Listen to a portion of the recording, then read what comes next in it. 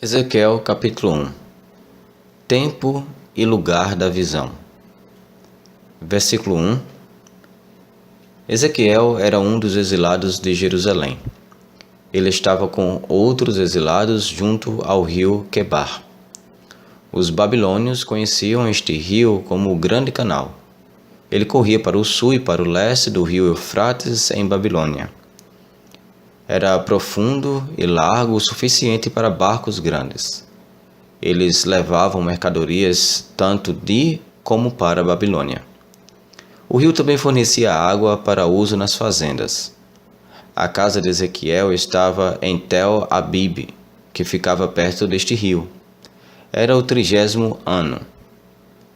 O ano 30º provavelmente se refere à idade de Ezequiel. Ele era o filho de Buzi, um sacerdote do templo. Ezequiel teria se tornado um sacerdote com a idade de 30 anos, mas ele foi para o exílio antes que ele pudesse começar a trabalhar como sacerdote em Jerusalém.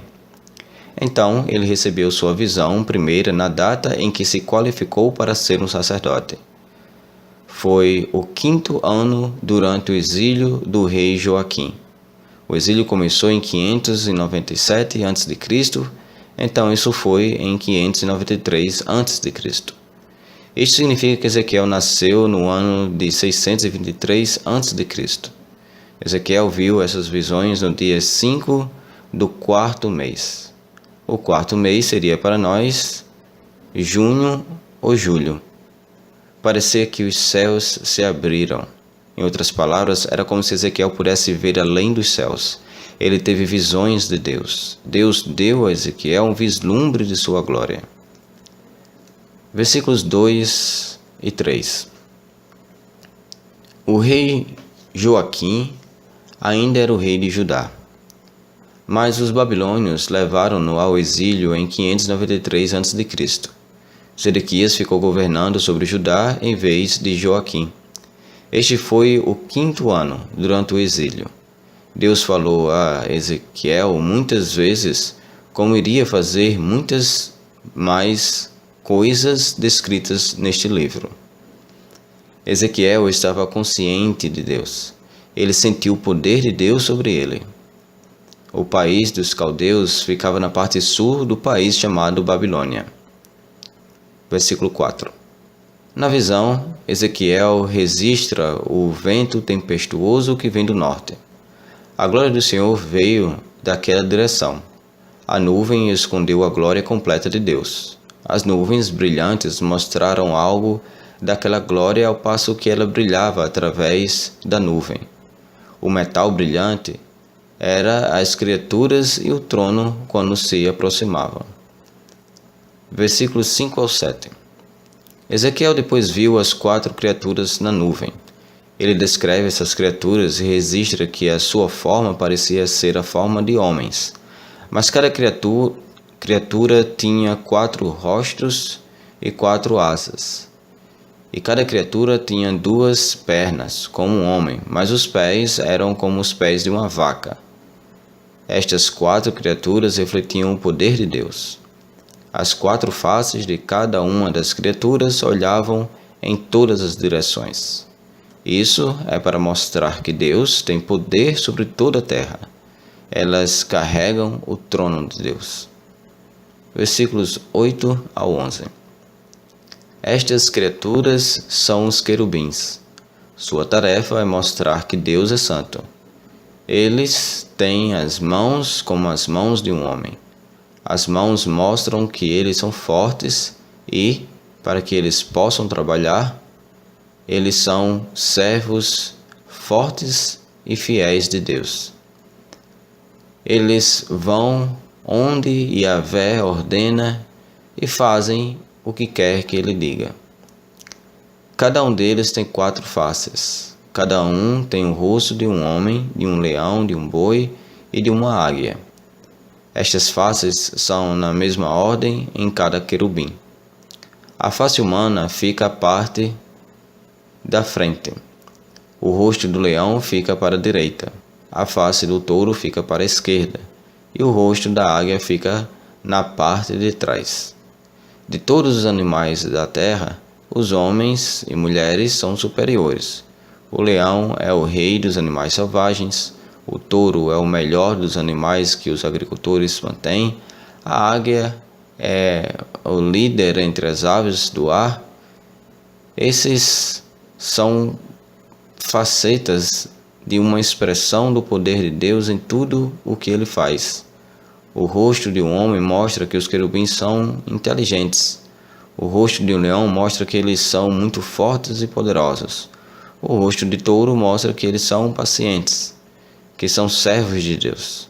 O rosto da águia mostra o quão rápido e sábios eles podem ser. Eles imediatamente fazem o que Deus quer, e não há nenhum atraso. Cada querubim tem 2 pares de asas. O par superior estende a mão para tocar as asas de 2 outros querubins. Mudavam-se sob a forma de um quadrado, de modo que cada um tocava 2 outros querubins. Quando eles se mudavam, eles estavam todos em perfeita unidade.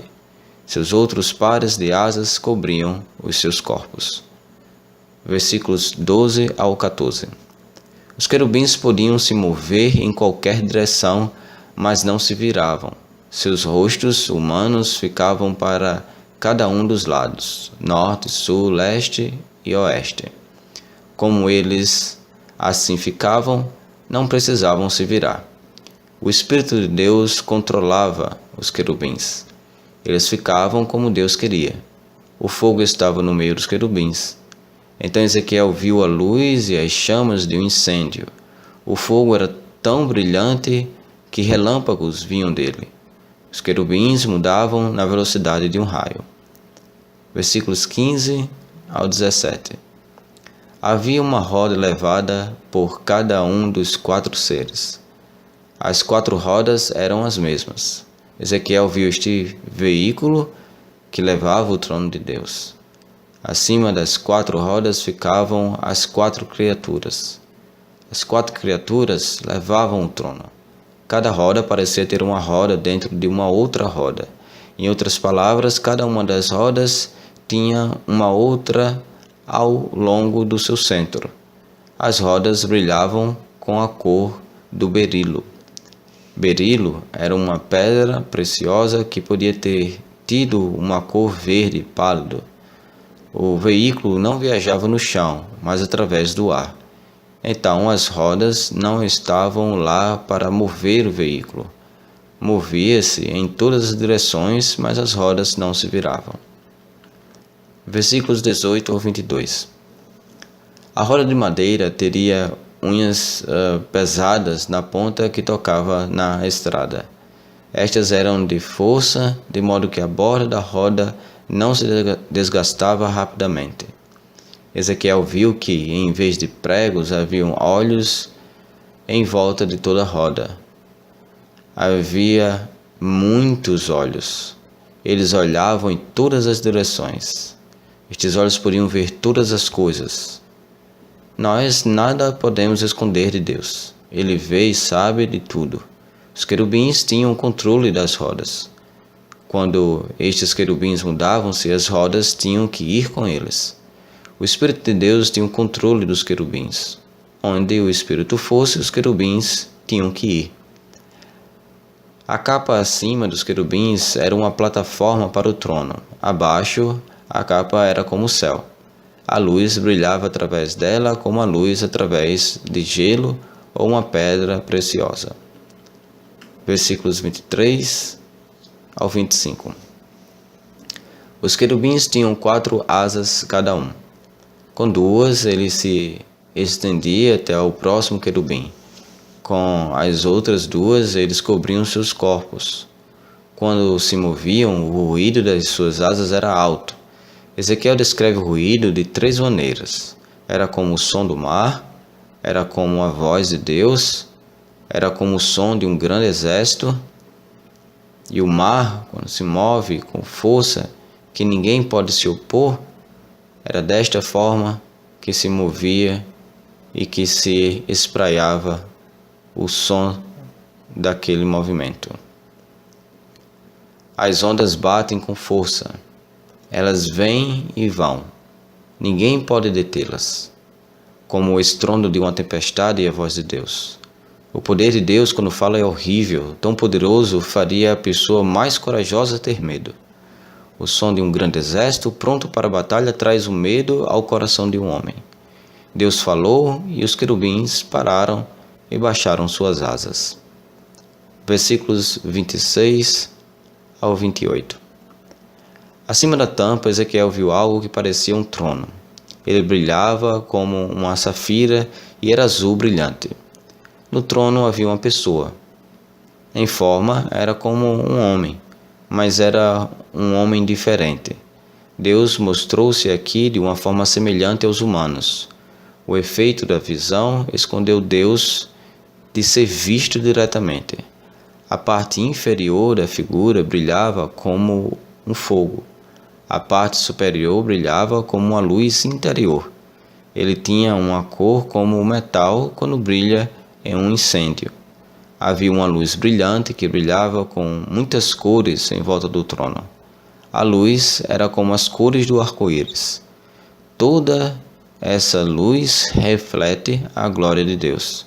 A visão mostrou toda a glória de Deus.